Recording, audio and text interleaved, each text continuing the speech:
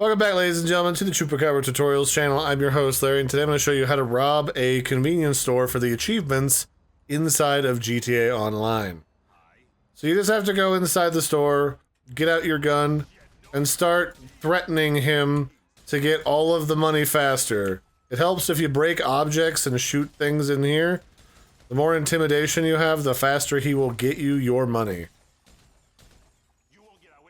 Alright, there we go. Now we just run away with it, and then we just have to avoid the police until we lose our 2 stars. It tends to help if you actually equip some body armor beforehand, but it doesn't matter. Just avoid the cops, it'll pop off real quick since you only have 2 stars, and you should be good to go. Otherwise, you need to knock off 20 different stores inside of GTA Online in order to get the achievement. If you're curious about the one that seems to be missing, because there's one that's not necessarily shown on your map correctly, there is a store hiding underneath of this job here in Sandy Shores.